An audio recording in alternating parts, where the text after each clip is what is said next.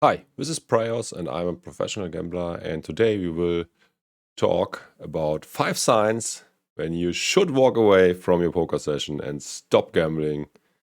And yeah, this video was originally brought by us to us by Phil Galfond. Thanks for that. And yeah, let me guess a few things before we started. If you are tilting, you should definitely move away. Yeah, so keep your emotions in check. You should also move away when you don't have enough money anymore, or if you are completely broke, obviously. If you can't keep your eyes open anymore and you are falling asleep already, then it's also a good point to quit. And yeah, what else? 5 signs he wants. Yeah, in generally, when you are not able to play a game anymore, or yeah, emotionally or you are in emotional distress. I already had that. Yeah, let's see what Phil Garfon thinks about the topic. And yeah, before we get into this, don't forget to also take a look at my other channel. It's about finance, crypto, and money. It's called Finance with Excel. With this out of the way, let's now jump into it.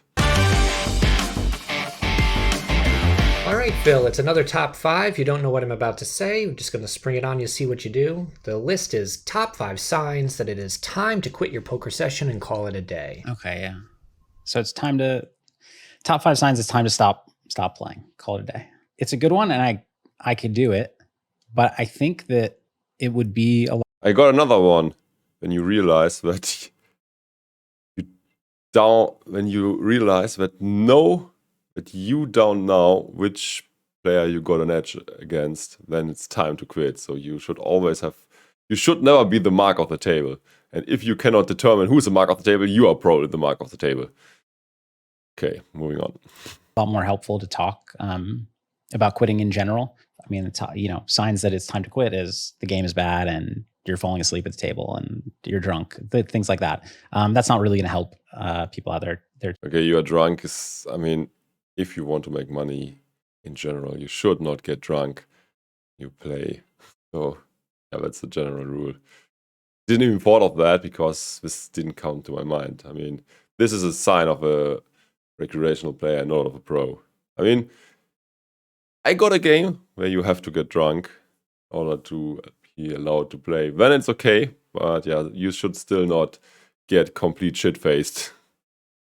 Just drink so as much as until you are allowed to play, and not any more than that, because yeah, it doesn't help if you are getting completely wasted and still try to play poker and make good decisions.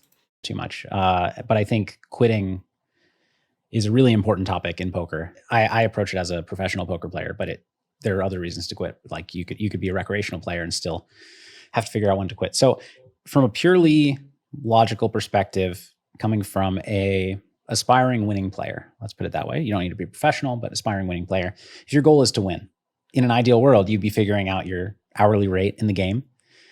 You'd compare that to your normal hourly rate.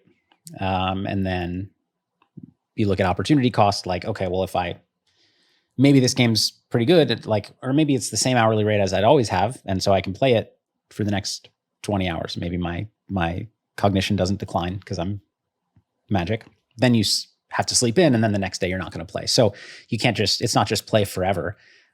If your hourly rate is good, because you're going to have other opportunities later. That's the opportunity cost. The reality is that I usually used to play, if this is good games on high stakes, I usually used to play forever. I mean, not forever, but until the fish or the guy which I was playing for was still on the table. I think that's not a bad approach, unless, yeah, I mean, saying that you got the bankroll to play there, and yeah, obviously, if you get completely tired and can't keep your eyes open, you might still have to quit if you are not able to perform A game or at least B game anymore. we're all bad in the moment estimating our edge in the game. And we are the worst at that at the times when we should quit the most. You've been playing a long day. It's going really poorly. You've made some plays that you really regret. You've gotten really unlucky on top of that. You're exhausted. And you think to yourself, okay, yeah, I'm tired, but really want a chance to make this back. And this game's really good. So probably, even if you're trying to go through the logical process, probably my hourly rate in this game is like higher than normal because the game's good, and you get to justify it. But you get to justify logically what you want to do emotionally, which is to keep playing and chase your losses. And no matter how self-aware you are, I mean, there are degrees of this. Some people are really, really bad at it. Some are just a little bit bad at it, but we're all bad at it. You're just going to have bias because, first of all, emotionally, you want the answer that you want. So that's going to affect the lens through which you view the quality of the game. I think the part that we get the most wrong is the quality of our own play at that point in the night. Being tired has a huge impact on how well you play, and being frustrated has a big impact on how well you play.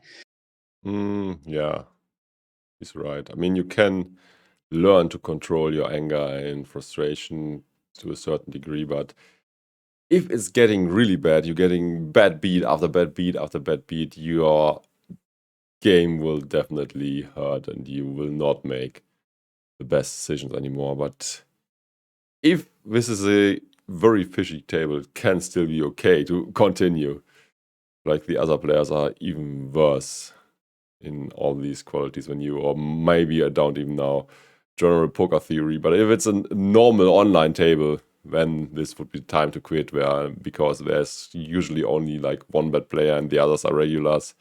Then you might not have the edge anymore, especially if you play on like GG, where the rake is also astronomically high. I'm not going to give some kind of generic one-size-fits-all rule to follow, like,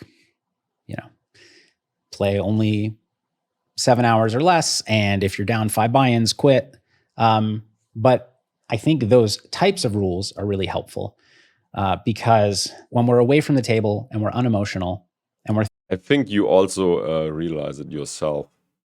If you are still sharp-minded, thinking about everything, or if you are just playing like the automatic game, not thinking about stuff too much, and not paying attention what's happening anymore, then that's a good point to quit the session. And for me, it's usually I can play high quality for like 3 or 4 hours, and then I should take a break.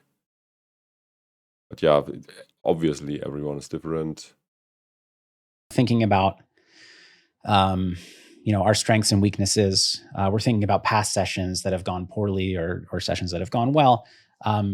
That's the version of us that we should trust to make these decisions, not the version of us that's been playing for 13 hours and down 10 buy-ins and exhausted. That's not the version of ourselves that we should trust. And maybe it is the case that version of us should keep playing in that specific instance because the game is so good, the opportunity is so rare.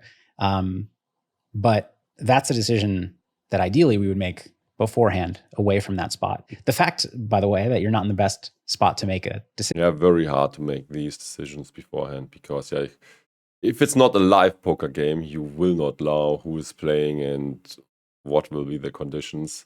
Often you just turn on your computer, especially if you're an online player like me. Then you hop on a table. Maybe some of the guys are unknown, so you just have to figure out if he's bad or good or whatever. So hard to play, to plan ahead in this instance. Decision also is evidence that you are not going to be playing your best poker because poker's a lot of decisions in a row. It is true, like I said, sometimes it is right to keep playing because this is a once in a lifetime game, which they're never really once in a lifetime pretty much. But once they are. But they come along more than you think because I've thought that many times. But I would say observe yourself in past sessions and observe yourself during sessions. Think about, what level of kind of loss impacts you emotionally or impacts you Yeah, it's also, I mean, many people only think about poker like if you are a genius in poker theory and if you are a great poker mind, you will destroy everyone. But that's not true. There's also a huge other thing where you have to be good at, otherwise you will never succeed in poker, and that's the emotional component. So if you are tilting, if you're getting angry very much, if you can't keep your mind in the right state, you will not succeed in poker, even if you are the best theoretically. So always keep us that in mind. The psychology behind all that is very, very important, and many people underestimate that. A lot emotionally, a medium amount emotionally, wherever it is. And, being tired affects certain people more than others. Losing affects certain people more than others. Winning, some people play worse when they're winning. I can't tell you to just know exactly what's right for you, but you're in a good position to judge what's right for you. But make those decisions away from the table and have a rule like, when I'm down 6 buy-ins, I just quit. Even if the game is great, I just quit. And with that rule in place, let's say over the course of a year that happens. Not sure if the buy-in rule is ideal, but yeah, I never had such a rule in place. But I know other people use it, especially if you are very bad at keeping your emotions in check. This helps a lot. But yeah, if you play PLO or something, 6 buy-ins can happen quite fast. You just run bad or lose a couple of flips in a row. 15 times. And maybe 2 of those times, if we were to, be omniscient and know exactly what your expected value was in the game and your opportunity cost later, maybe 2 of those times, it would have been a better decision to keep playing. But probably 13 of the times, it was a better decision to quit. So on balance, following a rule like that you've thought out beforehand, not that I'm telling you or that, a post that you read online is telling you, make your own rule. But following that rule on average is going to be helpful. I don't know. Yeah, he's probably right, but yeah, when you know your threshold at which your game starts to deteriorate a lot, you should probably quit. I mean, and on average, it will be a good decision. Yeah, good advice. These days, most of the poker I play is heads-up challenges where actually we're required to play on specific days at specific times, so I don't even have the option to quit. So I haven't been dealing with this lately. Yeah, that's also a good example where you should not stick to the rule. I mean, heads up has very much variance, and if you are playing against someone who's like terrible, like a minus 100 BB loser, even if you are very angry, you probably are still able to beat that guy. But quit all other tables then, and then you can focus on this guy and try to make the money back. But I played for many years in other forms of poker. I think the key for me, and this goes outside of just pure expected value dollar logic, is I quit when I am unhappy. When I find myself playing, and either because I'm tired, or because it's going poorly, or because the game is slow and boring, like whatever. If I'm unhappy being there, then it's time to quit, because it's likely that I'm going to play worse when I'm unhappy, but also it's a certainty that when I'm unhappy, I'm going to be unhappy, and that's bad too. Yeah, not sure. I mean, often you are like, I mean, as I was still playing every single day, it was more like grind than a job, and you are not necessarily that happy when you can get to the table. So then I wouldn't have played anymore at all. But yeah, I mean, many people really enjoy what they are doing when they are professional poker players, and that's essentially what it takes. So yeah, it's okayish advice if you normally enjoy what you're doing. And if it's not just a grind and you do it, to grind the hours and make some money. Because for me, it was also like in the beginning, it was a lot of fun, but then it turned into something more like work. Whether you are making money on the whole or on average or not.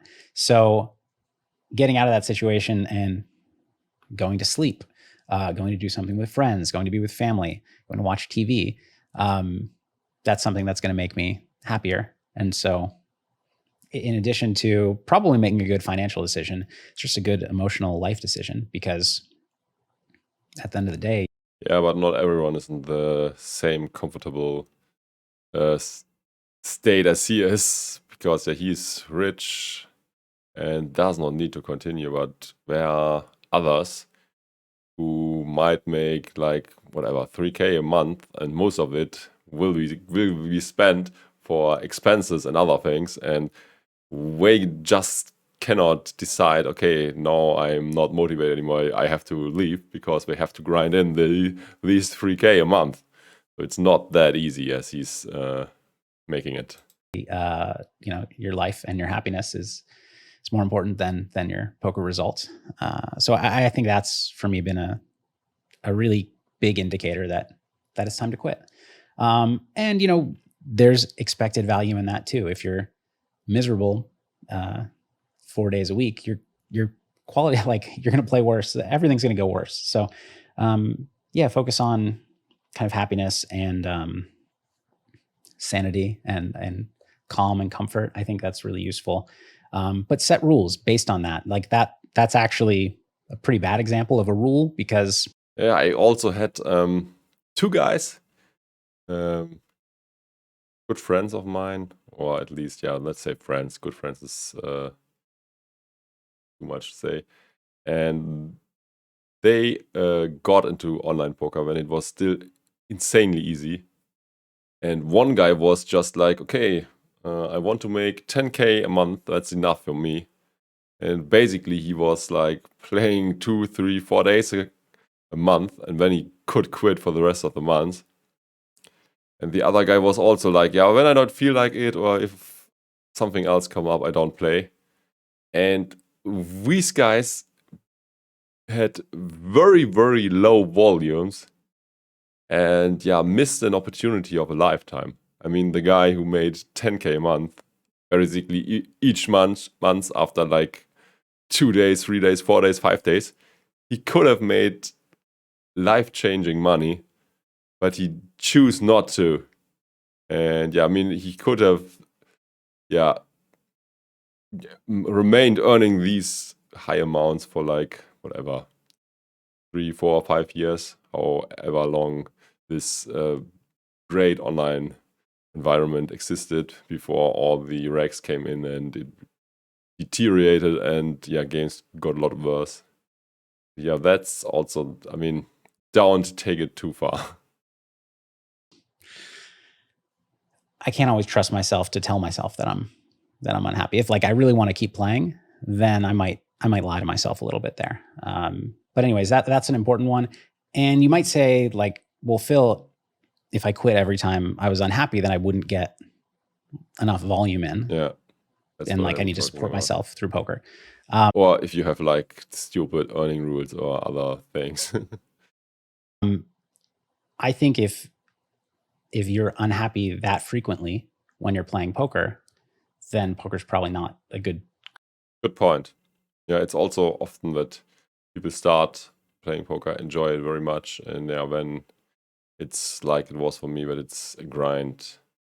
But you still have to take alternatives into account. I mean, if you have a huge gap in your resume and you basically would have a hard time finding another job, like it was for me, because I had played poker for many years. And it might still be the case that other jobs making you even more miserable, and that you would earn less money. So you have to stay and still continue to play poker. I mean, that's at least my take. Career for you, either because you don't love playing it enough, or losing is too emotionally impactful for you, too negative for you. If it's the latter, if it's that losing is that you handle losing pretty poorly emotionally, then that's something you can work on. You don't necessarily have to quit poker. That's something you can work on. You can work on yourself, and kind of improving the way you react to swings, essentially. But being unhappy should not occur very often. Like temporarily, sure, you lose a big pot, you're unhappy about that. And maybe you're unhappy for 10 minutes. Maybe you're frustrated and maybe you're frustrated for 45 minutes. That's okay.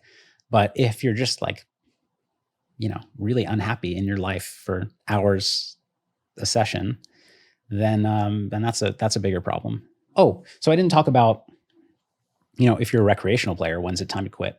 But I guess I just did. If you're a recreational player, by definition, you're playing for fun. Yeah, that's an easy one. Quit when you don't have fun anymore, or when it's getting too expensive. I also never understood the recreational players who played for insane amounts compared to their income and their net wealth. I think you should play. I mean, for me, it's like the same fun if I play for cents compared to hundreds of dollars or even thousands of dollars. I mean, that might not be the case for everyone, but yeah, you don't have to risk insane amounts to have fun. At least that's for me, the case for me. I mean, I actually would be very embarrassed and mad with myself if I play in a game where I know that the others are better and I'm basically donating money to them with no reason. These days I'm losing money on FTX. Oh, that's just a joke. Yeah, basically trying. Yeah, I still did some casino stuff, and yeah, unfortunately I run out of most sites. Not allowed to play on many anymore. I have like 2-3 left that I think that are reputable enough to put money on there. And yeah, also do a lot of investing and cryptocurrency. And yeah, got hit very hard because I thought like Binance and FTX are the gold standard of crypto exchanges, and yeah, was too lazy, or I was getting a small yield on my money, so I had way too much on FTX, and yeah, not sure if you recognize that, but yeah, this was like the second or third biggest exchange, and yeah, it basically exploded. It was a huge Ponzi scheme, a lot of fraud involved, and yeah, people lost a lot of money, and yeah, unfortunately, I am into that list as well. And yeah, obviously I do YouTube. I mean, I had a break. I was on vacation.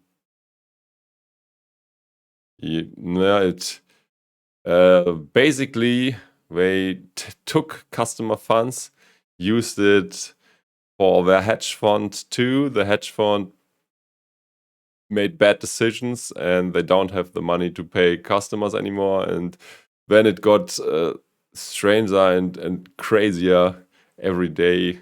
Apparently, there was a hack too, where they lost money as well. I mean, it's a strange coincidence that it happened at the same time, basically, when they also filed for bankruptcy. So essentially, there's like no money left. And I also got insanely unlucky because I had cashed out a huge amount So if you're not having to my bank. And my bank said, no, fuck you, we don't take crypto money, and send it back to FTX. Just a few days before everything exploded. And I was like, whatever you do, never ever send it back to the crypto exchange. I don't know if I can get the money because there are detailed instructions needed when you make bank transfers. And I also don't want it there. It's fine when you close my account, but allow me to give you payment instructions where the money should go. They said, no, fuck off. And that's why I'm losing like more than double the amount I would have lost without the bank. So this is like insane. And I told them that I would hold them accountable for bad losses, and I will. I mean, there's a lawsuit already started, and we'll see how that goes. Yeah, anyways, back to the video.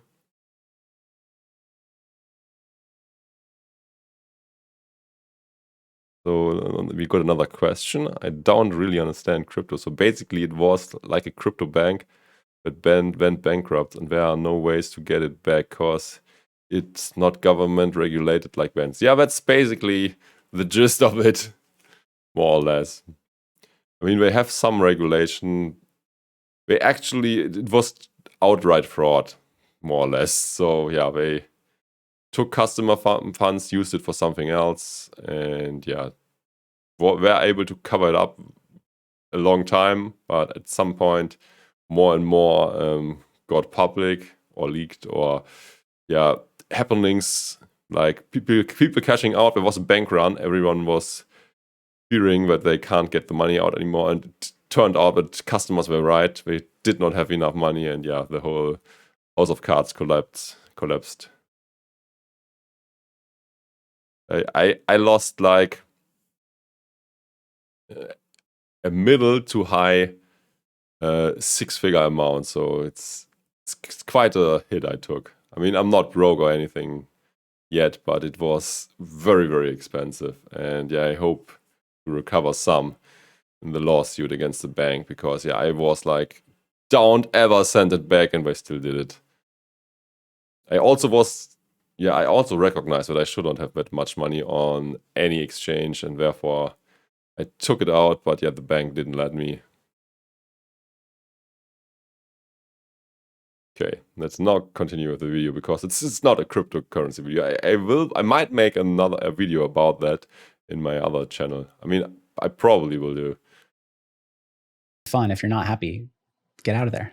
You'll have another opportunity to play.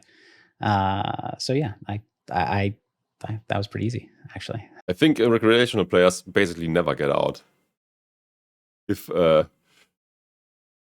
they don't have a good time anymore, because yeah, they get angry and they chase losses very badly and tilt and other things. So that's basically a thing that basically no recreational player I know about was good at. Yeah, and yeah, back to chat, it's really disgusting, and yeah, I'm not sure if I will get it, but yeah, we will see. According to my lawyer, I have a very good chance that the bank can make it liable, or that I at least they can charge back, because this was a bank transfer and chargebacks are a thing. I hope. Otherwise, yeah, I'm screwed badly. But yeah, hopefully that was helpful. We did go all over the place. Yeah, and also this site was like, they had image campaigns, all the good things, and basically you thought that the guy running it was like a saint. I mean, he was like acting like he's very altruistic, said that he would donate a lot of money. I mean, he didn't donate it yet, or did only donate very small amounts. But he was like, yeah, okay, if I die, I will donate all my net worth. And he also was like, yeah, everything for the customer, blah, blah. And basically all of that was a lie. Like, very big crook. It was like the Lehman Brothers moment, if you are familiar with financial history of crypto. But I think quitting is a really important topic. And though I didn't really list my own rules, because I actually have always adjusted them based on the types of games that I was playing and, you know, their availability, my bankroll. Yeah, definitely. Quitting is an important topic, and I also was never great at it, to be honest. Compared to the stakes, you know, how I knew when it was, you know, a really stressful emotional loss for me and was probably going to affect my play. All of those things matter. So it's situational. Yeah, hopefully you find that helpful. Set some rules for yourself. Write them down somewhere. Don't just sit there and think, oh, I think I know my rules, like 6 buy-ins, or, you know, if I've been playing for 12 hours. Because that's just write them down somewhere, make them real, and just follow those rules. And yeah, like I said, Occasionally you'll make a bad quit in terms of your expected value, but more often than not, it'll be a good quit. And from expected value, a dollar expected value perspective, but from a life expected value perspective, it'll probably always be a good quit. Good luck. Yeah, back to chat. Crypto is insanely risky. So much scams out there. And you have to be very observant and know about the things. I mean, crypto, I thought that I am able to dodge most of the bullets, and I was until recently. But yeah, crypto is doing very, very badly. And the thing is, everything today is intertwined. So they have whatever, a hedge fund has money on FTX. Another exchange might have some business dealings with them. And if one gets down, a lot of other things are affected. And it could be the case that a lot more exchanges will go down and a lot more money will be lost. Yeah, crypto is like insanely. But yeah, you have to watch out for scams all the time. And at best, you store. I mean, I preach it, but I was not doing it myself, or at least not for all my funds. You should have your cryptos in self-custody and don't have a central authority like exchanges. Yeah, be the ones holding your crypto, because essentially, not your keys, not your crypto. And yeah, that's why I get fucked too. I think I would. I mean, I would recommend. No, but I mean, I'm not a financial advisor. I myself, I am a big fan of Bitcoin and Ethereum as well. But yeah, if you invest, be very cautious and store the coins on your hardware wallet at best, and don't keep them on a centralized exchange. That would be my suggestion. And also, don't invest huge amounts in there. I mean, maybe 5% if you are very risk-taking, 10% of your net worth in crypto, but not more than that, because this can still all go to zero. But it could also skyrocket again, and I think it will probably the second, but I don't know. And yeah, I would say only invest money into crypto that you can afford to lose. By the way, going back to poker, there also the same is true. I would never have more money on a bookie, casino, poker site when I need to play there, because they also get broke sometimes.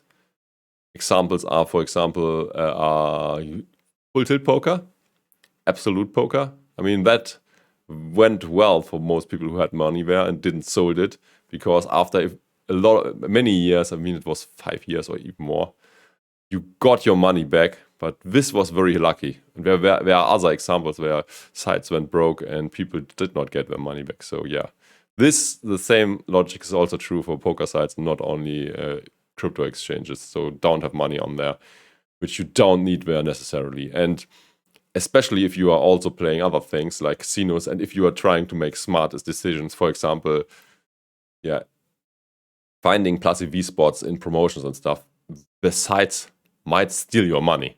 This is another reason to only have the bare minimum on there. Yeah, I'm not sure, but you can look on YouTube. There's a video. PokerStars had like 100K or something of my money, and they threatened to confiscate it. In the end, they gave back the money and closed my account, but yeah, this can happen to you. I mean, it's unlikely that it happens in poker, but you basically don't want to deal with it. And I would just have like, whatever, maybe 10 stacks for the game I play and never more. And yeah, it's pretty easy to set up a Skrill or a Neteller. You can also use my affiliate links, then get some money back for depositing. And yeah, this is basically the way better decision. I mean, I would have the money more. I like my money more on an e-wallet than on a bookie. Although these are also not without risk, because I think they are not insured or anything. So if you have huge amounts on there and something goes wrong, you can also lose your money. I mean, I think they are. The law says that they have to ring fence the customer funds and the company funds, but yeah, you never know if they actually do it, and there can be fraud and other things. So yeah, don't have money on anything that is not insured. So on a bank account in the EU, you are insured up to 100k. So don't have more than 100k on a bank account, because if the bank goes broke, you are an unsecured lender and the money is gone. I mean, the money above 100k, because for 100k the state will jump in and give you the money back. But if you are living in a state that is in trouble already, even that guarantee might not hold. So yeah, better don't have more than 100k on a bank. Okay, what did you wrote? That's fair. It's better to have balances spread across multiple sites. Yeah, I would also, if you're a pro, I would recommend to have money on many sites, because yeah, usually you will find 1-2 good games on every side, and then you can mix in like 3-4 sites and play like 6 or 8 tables or whatever in total. And yeah, don't stick to one site, because yeah, you will miss a lot of opportunities.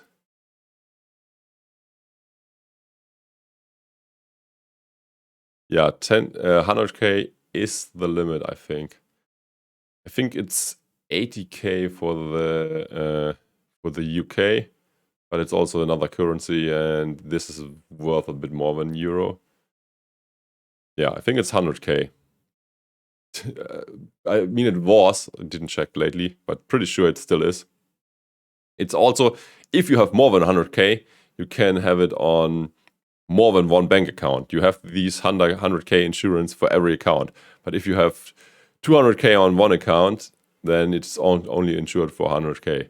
And if you have 2 accounts on different banks, obviously, then all of your money would be insured. But yeah, anyways, with this high inflation, you also don't want to keep your money in cash. At best, invest it in something. I mean, basically, all options are bad because today, but I would like it more if it's invested. The thing also is, if you invest the money in like stocks or ideally in ETFs, this is also kind of protected. Even if the broker goes bankrupt, these funds are hold separate, and will be returned to you. This is not true for money, as I already explained. So this should have been a poker video. Yeah, anyways, signing off. Thank you for tuning in. Consider to check out my video about PokerStars. I think these are actually 2 or 3 videos, because I posted updates again and again and again. And yeah, my money was frozen for a few months until I get it back. So yeah, thanks for watching again. And yeah, bye until next time.